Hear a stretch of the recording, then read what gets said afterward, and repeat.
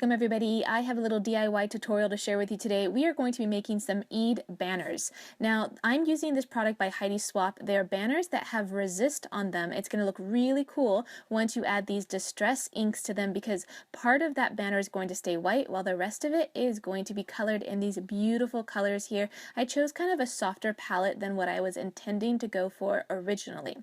Alright, so I have already cut out my Eid Mubarak words or letters rather using my Silhouette Cameo, but you could always use a Sharpie for this, or you could buy some letter stickers from a craft store.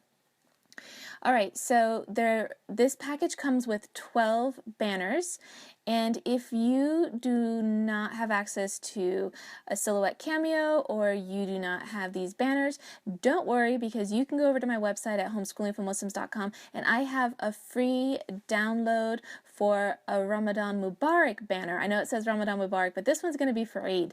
So if you want to just print one out and cut it up and hang it up, then go over to my website because I will have that for you there. Alright, so I'm going to add this shimmery spray on top of the distress inks I already added to this banner here. And by the way, I do have contact paper on my table to protect it and for easy cleanup. And I'm just giving you a look at what it looks like when you just leave the spray on without wiping it off. Now, that wasn't exactly the best way to go because it left kind of a sticky residue on the embossed areas of the banner, which are the white areas. But if you wipe it off right away, then you don't get that marbling effect that you get when you let the spray kind of rest on the distress inks, because distress inks can react with water because they're water-based, and so it's kind of neat to see that. And I also wanted something shimmery.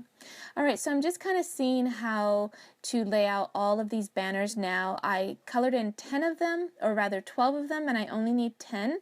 And I finally figured out the colors that I wanted to use, and I placed all the letters on top, and now I just need to adhere the letters to my banner. Now you could use a glue stick to do this, but I'm going to use my Xyron sticker machine. And I can feed in about 2 letters at a time. So I'm just going to grab a couple letters here, and then you just crank that lever on the side and out come the letters, and it has a dry adhesive on the back side of the letter. So you want to make sure that you're feeding them in the right way, that the adhesive is on the back side of the letter. Okay, so now I can just go ahead and put those letters onto the banner. Now I really want to do white rather than black, but once I get done it's actually kind of hard to see the letters and it's hard to read the title, and so I thought that I would add something more to it, and you'll see what I do in a minute, but it also is still in the end kind of hard to read. Okay, so I've got this tiny little hole punch here. I'm just going to hole punch each corner of these banner pieces. This is a smaller hole punch than what you would normally find at an office supply store, but those would work just fine as well. And I am using a needle with a wide tip, or head rather, and I'm using some embroidery thread. And I'm starting with the last letter, the last banner. I've done this before where I start with the first letter of the banner and then the whole thing ends up backwards. And I want most of the thread to be on the back side of the banner, so you want to thread it from the front to the back, starting on the right side.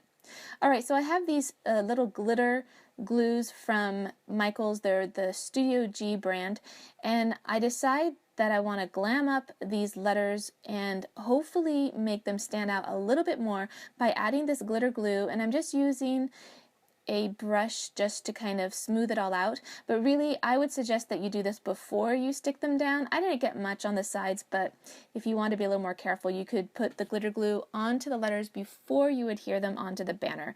Overall, I'm going to have to do something about the color because you can't really see that it says Eid Mubarak, but anyway, if you want to get your free download, don't forget to check it out at homeschoolingformuslims.com. Alright, thanks for watching.